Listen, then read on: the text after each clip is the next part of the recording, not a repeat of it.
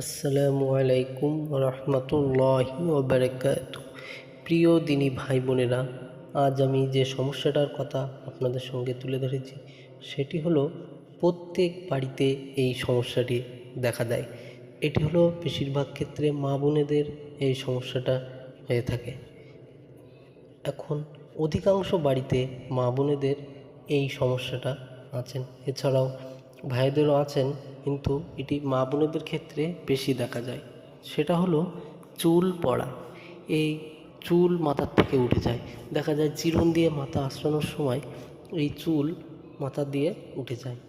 তো এই চুল কিভাবে রক্ষা করা যায়, চুল গোড়া মজবুত কিভাবে করব? তো ছোট্ট একটা আমল, এই আমলটি আপনি যদি করতে পারেন তাহলে আপনার চুল মাথা থেকে আর উঠবে না।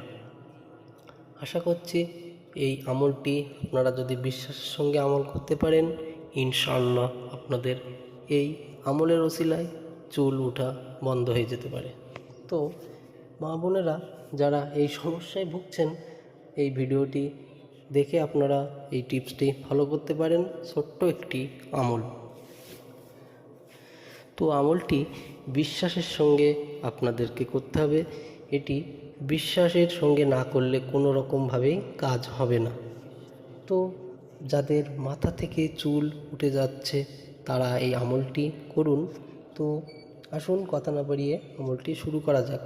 শুরু করার আগে ছোট্ট একটা রিকোয়েস্ট, যারা আমার এই চ্যানেলে নতুন এসেছেন তারা চ্যানেলটিকে সাবস্ক্রাইব করে ভিডিওটি শেয়ার করে দেবেন।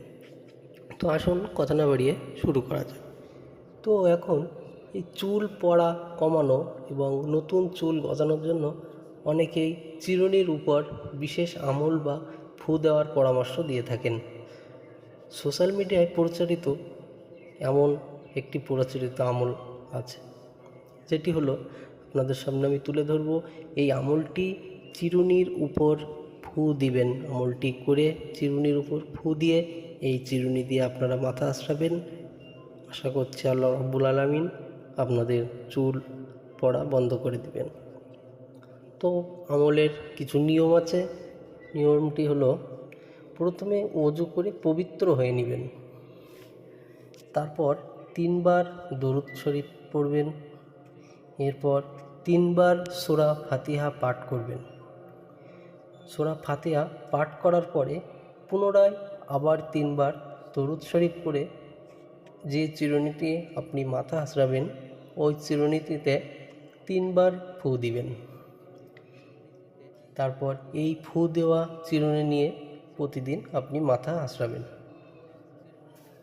তবে আমলটি একদমই সহজ আমল। তো আমলটি করলে আপনার এছাড়াও চুল পড়া ছাড়াও আরও কিছু উপকার আছে। সেগুলো হলো, যাদের ধরেন অতিরিক্ত মাথা থেকে চুল পড়া বন্ধ হয়ে যাবে, এছাড়া মাথা যন্ত্রণা ও টেনশন দূর হয়ে যাবে, চুলের গোড়া মজবুত হবে, মাথার বিভিন্ন রোগ থেকে মুক্তি পাওয়া যাবে। তবে ইসলাম শরীয়তে চিরুনিতে সূরা ফাতিহা পড়ে ফু দেওয়া কোনো নির্দিষ্টভাবে বাধ্যতামূলক আমল হিসাবে প্রমাণিত নয়। এটি মূলত একটি অভিজ্ঞতা ভিত্তিক আমল, যা অনেকের উপকার পাওয়ার পর শেয়ার করেন। আল্লাহ চাইলে এর ওসিলায় আপনারও উপকার হতে পারে। চুল পড়ার মূল কারণ হিসাবে 1 নম্বর পুষ্টিহীনতা। আপনার যদি শরীরে পুষ্টি কম থাকে, এর কারণেও আপনার চুল অনেক ক্ষেত্রে উঠে যায়। এছাড়াও মানসিক চাপ বা খুকশিও এর জন্য দায়ী। তাই এই আমলের পাশাপাশি সুষম খাবার, পরিষ্কার পরিচ্ছন্নতা এবং নিয়মিত ভালো মানের চিরুনি ব্যবহার করবেন। ইনশাআল্লাহ এই আমলে আপনাদের উপকার হবে। তো আমলটি বিশ্বাসের সঙ্গে আপনারা করে দেখুন, ইনশাআল্লাহ উপকার পাবেন।